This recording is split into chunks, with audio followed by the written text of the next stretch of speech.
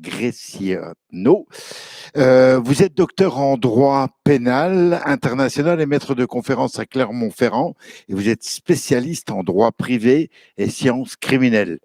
J'aurais presque tout dit quand j'aurais également précisé que vous avez écrit deux ouvrages, L'égalité des armes devant les juridictions pénales internationales, paru à Fondation Varenne, et votre autre ouvrage, Secret du délibéré et opinion dissidente à l'Institut francophone pour la justice et la démocratie.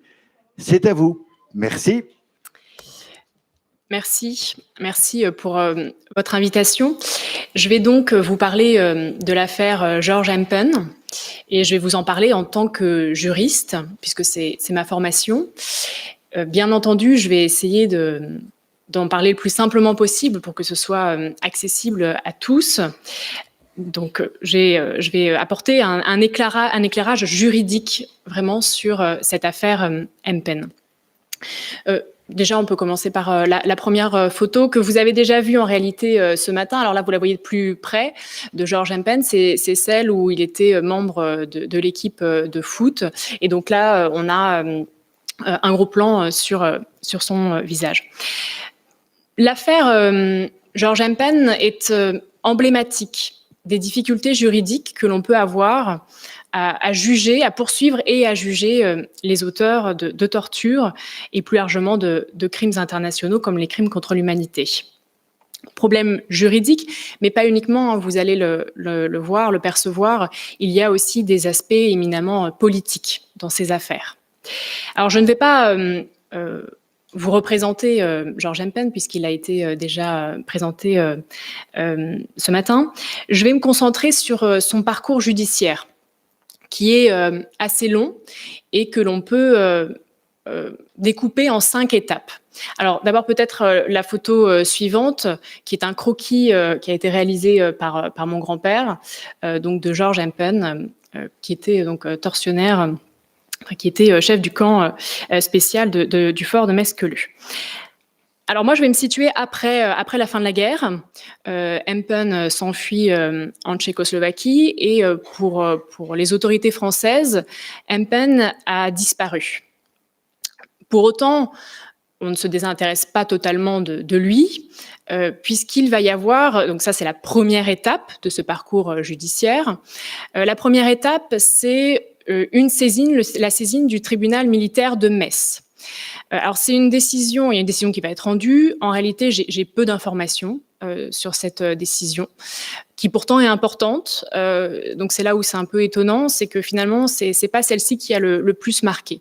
Donc ce que je vais vous dire, c'est uniquement ce que j'en sais à l'heure actuelle, c'est que donc en 1951, le tribunal militaire de Metz est saisi donc de plusieurs chefs d'accusation, dont des meurtres à l'encontre de George Empen. George Empen, je l'ai dit, a fui.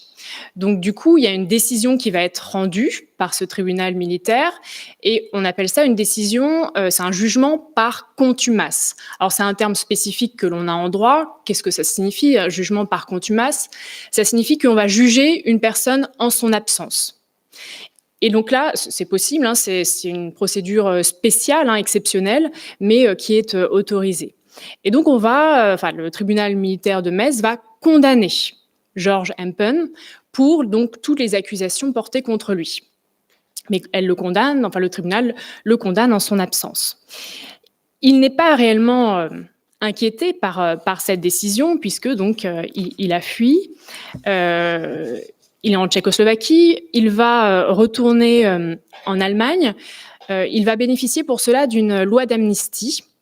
La seconde loi d'amnistie qui est adoptée en Allemagne par le Parlement et qui date de 1954. Et donc, George Empen va pouvoir retourner en Allemagne puisque cette loi d'amnistie donc prévoit qu'on ne pourra pas poursuivre un individu qui a commis des crimes de guerre pendant la Seconde Guerre mondiale. Ça va même aller plus loin puisqu'il va réintégrer la police judiciaire d'Olenbourg, où il travaillait avant de venir en France. Ça a été aussi rendu possible grâce à la loi fondamentale allemande, qui a une disposition qui prévoit que les personnes qui, à la fin de la Seconde Guerre mondiale, ont dû quitter la fonction publique, comme c'était le cas pour George Empen, ces personnes-là vont pouvoir réintégrer la fonction publique allemande à une condition, c'est de prouver qu'ils ont été affectés, alors là pour Empen c'est au service de la Gestapo, il fallait qu'il prouve qu'il a été affecté à la Gestapo d'office, c'est-à-dire pas sur sa propre demande. Et avec donc des témoignages de supérieurs et d'employés, c'est ce qu'il réussit à faire. Il réussit à prouver qu'il a été placé, il a intégré le service de la Gestapo sur ordre et non pas à sa demande. Alors à ce moment-là, au moment où il revient en Allemagne et quand il demande à réintégrer les services de police, il y a une petite enquête qui est réalisée sur George Empen, qui est très courte. Au bout de 5 jours, donc il est interrogé, ou auditionné. Au bout de 5 jours, il y a un rapport qui dit que George Empen, a priori, on ne peut rien lui reprocher. Il n'y a aucune accusation contre lui. Alors qu'à l'époque, classiquement, on reprochait déjà certains actes aux membres de la Gestapo. Je rappelle, alors là, on est en 1954 quand il y a cette enquête qui est réalisée et il y a déjà une condamnation en France.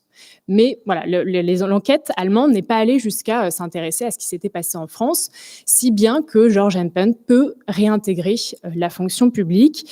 Et puis, voilà, bon, c'est pas anecdotique, mais c'est assez étonnant. Mais il donc réintègre la fonction publique et tout ce qu'il avait, on le réintroduit à son grade, on le promeut et on prévoit un avancement pour lui également. Donc c'est-à-dire que le temps qui s'est écoulé pendant lequel il n'était pas dans la police judiciaire a été comptabilisé à sa faveur. Donc vous voyez, loin d'être inquiété par cette décision de 1951, au contraire, il poursuit sa vie tout à fait normalement. Et il va falloir attendre janvier 1962, pour qu'il y ait une plainte qui soit déposée par une association, l'association communiste des persécutés par le régime nazi. Donc il va déposer une plainte en Allemagne, au commissariat d'Olenburg. Et donc là, ça va être la deuxième étape. Là, on passe dans la deuxième étape de ce parcours judiciaire, puisqu'on a une plainte déposée auprès des autorités allemandes. Ce qu'on lui reproche à ce stade-là, c'est d'avoir été donc commandant du camp spécial du fort de Queuleux, d'avoir torturé des prisonniers entre 1943 et 1944, et également, on lui reproche d'être personnellement responsable de nombreux décès. Immédiatement après cette plainte, le procureur va poursuivre. Donc là, il y a une réaction très forte de l'autorité de poursuite, qui est le procureur allemand. On a une enquête préliminaire qui est réalisée. Donc là, il y a des indices qui rendent vraisemblables les faits qui sont reprochés à George Empen. Du coup, on a une instruction qui va être ouverte 6 mois après, donc en juin 1962, et le juge d'instruction qui a saisi l'affaire va émettre un mandat d'arrêt. Et dans ce mandat d'arrêt, donc dans les chefs d'accusation, les principaux chefs d'accusation qui sont retenus, ce sont ceux de meurtre dans 11 affaires. Une année après, donc on a une année d'instruction. Une année plus tard, le procès s'ouvre avec donc un réquisitoire du procureur qui est très détaillé sur les faits qui sont reprochés à George Empen. Et le procureur s'est basé sur les témoignages d'anciens détenus français, donc au camp spécial de Fort Mesqueleu. Pendant ce premier procès en Allemagne, George Empen a une attitude qui est dans l'explication surtout. Il explique, alors ce qu'on lui reproche, c'est d'avoir frappé et brutalisé violemment les détenus. Et lui, il va répondre que... Alors, il ne va pas mettre en cause les témoignages tout de suite, mais il va simplement dire... Pas du tout, j'ai agi presque par légitime défense, c'est-à-dire que j'ai réagi quand un détenu m'effleurait ou alors quand un détenu m'agressait. Mais il n'est pas du tout... parce que dans le deuxième procès, il aura une attitude vraiment plus violente à l'égard des témoins, en leur reprochant, en les traitant mal à nouveau, mais dans le premier procès, il n'a pas du tout cette attitude-là. Alors, ce qui va poser problème dès ce premier procès, sur le plan juridique, c'est deux aspects. Il y a un aspect probatoire, ça c'est le premier problème, et l'autre aspect est purement procédural. Alors d'abord, sur le premier aspect qui pose problème, l'aspect probatoire, donc en termes de preuves, c'est un problème qui est récurrent et qu'on retrouve encore aujourd'hui, c'est que dans ces procès, la preuve des actes se fait essentiellement par témoignage. C'est-à-dire que c'est des personnes qui ont vu, qui ont été témoins de ces faits, donc là en l'occurrence d'actes de torture, et qui vont venir raconter ces faits. Et là, donc ce matin, il y avait un débat sur le facteur temps qui est important pour les juristes, pour tout le monde, mais pardon, pour les historiens, pour tout le monde, mais également pour les juristes. Le facteur temps est très important pour nous, parce qu'il faut savoir que déjà, un témoignage, c'est une preuve qui, en soi, dont on peut remettre facilement en question la fiabilité. Donc on peut facilement remettre en question un témoignage, contester un témoignage. Mais ce qu'il faut savoir, c'est que plus le temps passe, eh bien, plus la mémoire peut jouer des tours, plus il peut y avoir des contradictions. Et là, ça veut dire que la preuve par témoignage peut d'autant plus facilement être mise en question. Et c'est ce qui s'est passé dans l'affaire Empen. Alors, c'est pas réservé, je le disais, à l'affaire Empen, puisque c'est ce qu'on retrouve aussi, encore aujourd'hui, dans les procès, surtout les procès qui se déroulent très longtemps après la commission des faits. Donc là, il y a un problème dans cette affaire en Allemagne, qui est un problème probatoire, avec donc des témoignages qui se succèdent, mais on va leur dire, mais vous aviez les yeux bandés, vous ne pouviez pas communiquer entre vous. Comment vous pouvez identifier Georges Empen comme votre tortionnaire ? Et donc là, c'est très dur de prouver les faits qui sont reprochés à Georges Empen. Et ça, c'est la première difficulté. Deuxième difficulté qui est apparue dans ce premier procès allemand, c'est un problème, je le disais, procédural, donc sur le plan de la procédure. Alors, ce qui s'est passé, c'est que pendant les témoignages, on a un ancien aumônier qui est venu donc témoigner et expliquer ce qu'il savait de Georges Empen. Et dans son témoignage, cet ancien aumônier dit « Georges Empen a été inquiété par les autorités françaises, il y a une enquête qui a été réalisée contre lui, mais pire que ça, on a une décision qui a été rendue par un tribunal militaire de Metz qui le condamne par contumace. » Et donc là, c'est une révélation qui se fait au cours de ce procès. Et ça va poser des problèmes sur le plan juridique parce que à la fin de la guerre, on a eu un accord il y a eu 3 accords qu'on appelle les accords de Bonn entre donc les puissances alliées et l'Allemagne. Ces accords, il y en a un qui nous intéresse plus particulièrement, c'est celui qui va régler les questions à l'issue de la guerre et donc qui va régler justement ces questions juridiques de si la France, par exemple, condamne un individu, est-ce que l'Allemagne peut poursuivre également cet individu pour les mêmes faits. Et donc, le tribunal de Saarbrück, dans ce premier procès qui est saisi, connaît cet accord et se dit « Ah, là, on a une décision qui a déjà été rendue en France. Suspension immédiate du procès. On arrête tout, il faut qu'on regarde si on peut à nouveau juger Empen pour les faits qui lui ont été reprochés en France. » Parce que ce qu'il faut savoir, c'est qu'en droit, on a un concept juridique que, en tant que juriste, on nomme par une locution latine, qui est ne bis in idem. Et ne bis in idem, ça veut dire on ne peut pas juger 2 fois le même individu pour les mêmes faits. Donc, on ne peut pas juger 2 fois le même individu pour les mêmes faits. Concrètement, si un individu a déjà été condamné par une juridiction pour certains faits, un meurtre par exemple, on ne va pas pouvoir le rejuger. Et donc là, la question précise qui se posait au juge allemand, c'est est-ce que Empen a déjà été condamné en France, auquel cas, nous-mêmes, Allemands, on ne pourrait pas le condamner et le poursuivre. Alors, là, il y avait divergence d'interprétation entre les autorités. Le procureur voulait à tout prix poursuivre et disait, ce qu'il faut retenir comme interprétation, c'est qu'en France, on a un jugement par contumace qui a été rendu. Or, un jugement par contumace, c'est une décision qui est provisoire. Donc, ce n'est pas définitif. Donc, on n'a pas jugé définitivement Empen en France. Ça signifie qu'on pourrait le poursuivre pour les mêmes faits en Allemagne. Donc ça, c'est l'interprétation du procureur qui veut poursuivre. De l'autre côté, on a le ministre des Affaires étrangères qui dit « Ah ben non, il y a un acte d'accusation en France, ça veut dire que l'enquête est close, elle est terminée, nous, Allemands, on ne peut rien faire. Ce débat a lieu devant les juges, lors du premier procès à Sarrebruck, et les juges ne retiennent pas l'interprétation du procureur, mais donc ils préfèrent celle du ministère des Affaires étrangères, et ils considèrent qu'ils ne peuvent pas juger Empen pour les mêmes faits. Donc ça, c'est l'issue de ce premier procès en Allemagne. Le procureur, qui a vraiment œuvré pour essayer de poursuivre Empen, a décidé de faire appel. Et donc, alors c'est plutôt ce pourvoir en cassation.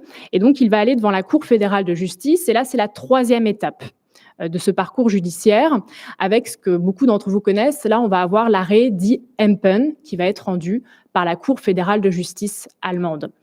Cet arrêt porte vraiment le nom d'Empen, qui était du coup partie à la procédure. Et donc là, la question qui était posée à la Cour fédérale de justice, c'est bien, est-ce qu'on peut juger Empen à nouveau en Allemagne alors qu'il y a eu un jugement par contumace en France? Et la Cour fédérale de justice va dire non. La décision qui a été rendue en France montre qu'il y a déjà eu des poursuites et une condamnation à l'égard d'Empen, et donc on ne peut rien faire. Alors simplement, je ne vais pas m'attarder plus sur cette décision de la Cour fédérale de justice, mais ce qu'il faut noter, c'est que la Cour fédérale de justice allemande ne s'est pas vraiment intéressée à notre procédure française et n'a pas regardé quelle était la signification de ce jugement par contumace. La Cour fédérale de justice allemande s'est simplement contentée de dire il y a eu une enquête, l'enquête est close en France. Si les juges allemands s'étaient intéressés à vraiment comment fonctionnait notre procédure, ils auraient vu qu'un jugement par contumace n'est pas un jugement définitif. Et ça veut dire qu'on n'était pas dans les conditions de ce principe ne bis in idem, et on aurait pu à nouveau poursuivre Georges Empen pour les faits qui avaient fait déjà l'objet d'une condamnation en France. Donc voilà, avec cette décision Empen, il y a quand même une étape forte qui est marquée en Allemagne par la Cour fédérale de justice, puisque cette décision va faire ce qu'on appelle jurisprudence. Ça veut dire qu'elle va valoir au-delà de l'affaire Empen. Ça va valoir pour toutes les condamnations qu'en France, on a pu prononcer par contumace. Ça veut dire que pour toutes les condamnations françaises par contumace, les Allemands ne pourront plus poursuivre pour ces mêmes faits. Alors, est-ce qu'on s'en est arrêté là pour autant? Non, pas tout à fait, parce que si vous vous rappelez, je vous ai dit, il y avait deux chefs d'accusation qui ont été retenus contre Empen par le tribunal militaire de Metz. Et il y avait d'autres accusations en réalité qui pesaient aussi contre Empen. Donc, ce qui s'est passé en Allemagne, c'est qu'on a dit les deux condamnations déjà prononcées par contumace en France, on ne va pas les rejuger, mais pour les autres affaires, les autres faits, on va faire un autre procès. Et donc là, c'est le second procès en Allemagne, et donc le troisième en tout contre Empen, et c'est la quatrième étape de ce parcours judiciaire, c'est le procès qui va s'ouvrir en Allemagne à Trèves, cette fois-ci en 1969. Et donc là, lors de ce procès, Empen apparaît beaucoup plus brutal. Et c'est vraiment dans ce procès-là qu'on va réussir à mettre en lumière les actes de torture qui ont pu être commis et réalisés donc au camp spécial. Et là, ce qui va vraiment poser problème, c'est les témoignages. Là, on est encore plus loin dans le temps, on est en 1969. Les témoins vont se contredire par rapport à leur propre déclaration, par rapport aux déclarations des autres témoins. On a, pareil pour l'anecdote, un témoin qui vient dire que donc un codétenu a été torturé et a été ensuite tué. Et quand on va lui demander pourquoi il vient témoigner et raconter cela au tribunal, il va dire parce que j'ai besoin d'en parler, mais aussi parce que j'ai appris que son épouse est dans le besoin, et donc ce serait pour qu'elle puisse bénéficier d'une pension.